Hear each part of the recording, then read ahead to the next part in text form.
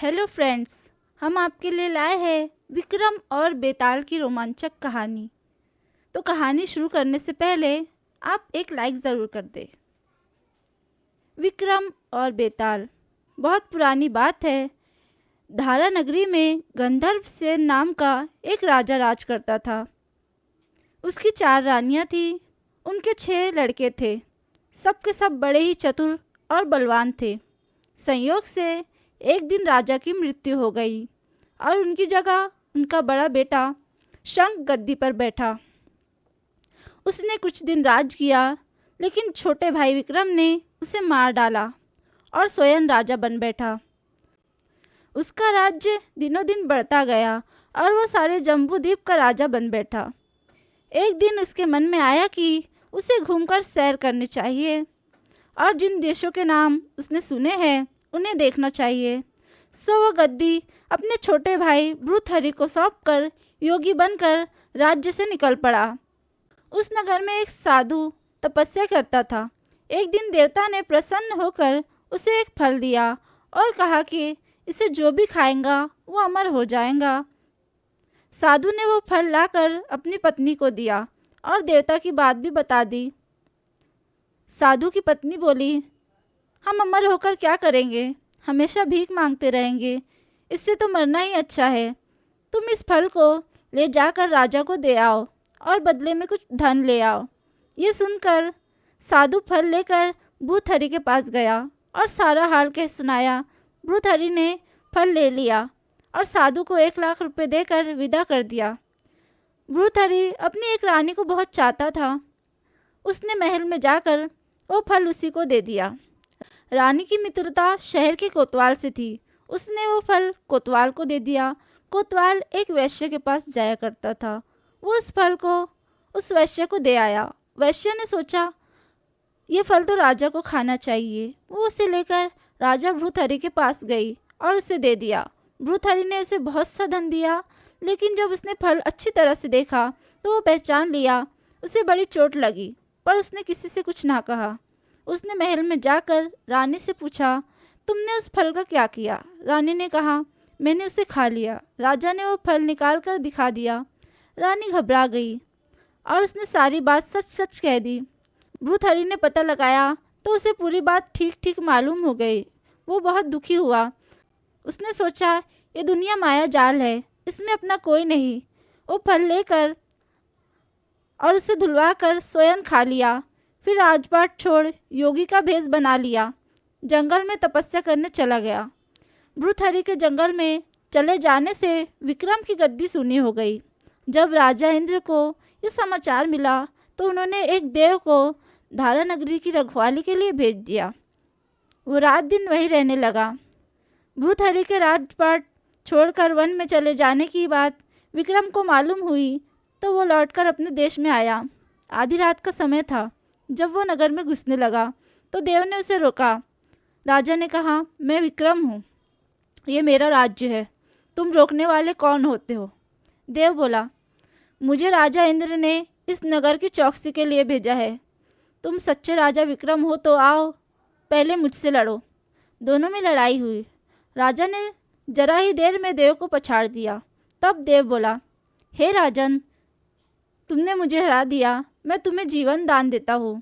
इसके बाद देव ने कहा, राजन, एक नगर में और एक नक्षत्र में तुम 3 आदमी पैदा हुए थे।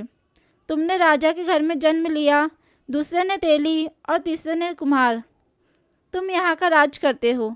तेली पाताल का राज करता था। कुम्हार ने योग साध कर तेली को मारकर शमशान में पिशाच बना के सिरस के पेड़ पर लटका दिया। अब वो तुम्हें मारने की फिराक में है, उससे सावधान रहना। इतना कहकर देव चला गया और राजा महल में आ गया। राजा को वापस आया देख सबको बड़ी खुशी हुई। नगर में आनंद मनाया गया। राजा फिर राज करने लगा। एक दिन की बात है कि शांतिशील नाम का एक योगी राजा के पास दरबार में आया और उसे एक फल देकर चला गया। राजा को आशंका हुई कि देव ने जिस आदमी का बताया था कहीं ये वही तो नहीं। ये सोच उसने फल नहीं खाया, भंडारी को दे दिया। योगी आता और राजा को एक फल दे जाता। संयोग से एक दिन राजा अपना अस्तबल देखने गया था। योगी वहीं पहुंचा और फल राजा के हाथ में दे दिया। राजा ने उसे उछाला तो वो हाथ से छूटकर धरती पर गिर पड़ा। उसी समय एक बंदर ने झपट कर उसे उठा लिया और तोड़ डाला। उसमें से एक लाल निकला जिसकी चमक से सबकी आंखें चौंधिया गई। राजा को बड़ा अचरज हुआ। उसने योगी से पूछा, आप ये लाल मुझे रोज क्यों दे जाते हैं? योगी ने जवाब दिया, महाराज, राजा, गुरु, ज्योतिषी, वैद्य और बेटी, इनके घर कभी खाली हाथ नहीं जाना चाहिए। राजा ने भंडारी को बुलाकर पीछे के सब फल मंगवाए। तोड़ाने पर सब में से एक एक लाल निकला। इतने लाल देखकर राजा को बड़ा हर्ष हुआ। उसने जौहरी को बुलाकर उनका मूल्य पूछा। जौहरी बोला, महाराज, ये लाल इतने कीमती है कि इनका मूल्य करोड़ों में भी नहीं। एक एक लाल एक एक राज्य के बराबर है। सुनकर राजा योगी का हाथ पकड़कर गद्दी पर ले गया। बोला, योगी राज, आप सुनी हुई बुरी बातें दूसरों के सामने नहीं की जाती। राजा उसे अकेले में ले गया। वहां जाकर योगी ने कहा, महाराज, बात यह है कि गोदावरी नदी के किनारे मसान में मैं एक मंत्र सिद्ध कर रहा हूँ। उसके सिद्ध हो जाने पर मेरा मनोरथ पूरा हो जाएगा। तुम एक रात मेरे पास रहोगे तो मंत्र सिद्ध हो जाएगा। एक दिन रात को हथियार बांधकर तुम अकेले मेरे पास आ जाना। राजा ने कहा, अच्छी बात है। इसके उपरांत योगी दिन और समय बताकर अपने मठ में चला गया। वो दिन आने पर राजा अकेला वहां पहुंचा। योगी ने उसे अपने पास बिठा लिया। थोड़ी देर बैठकर राजा ने पूछा, महाराज, मेरे लिए क्या आज्ञा है? योगी ने कहा, राजन, यहाँ से दक्षिण दिशा में 2 कोस की दूरी पर मसान है। वहाँ एक सिरस के पेड़ पर एक मुर्दा लटका है। उसे मेरे पास ले आओ, तब तक मैं यहाँ पूजा करता हूँ। ये सुनकर राजा वहाँ से चल दिया। बड़ी भयंकर रात थी। चारों ओर अंधेरा फैला था। पानी बरस रहा था। भूत प्रेत शोर मचा रहे थे। सांप आकर पैरों में लिपटते थे। लेकिन राजा हिम्मत से आगे बढ़ता गया। जब वो मसान में पहुंचा तो देखता क्या है, शेर दहाड़ रहे हैं, हाथी छिंगाड़ रहे हैं, भूत प्रेत आदमियों को मार रहे हैं।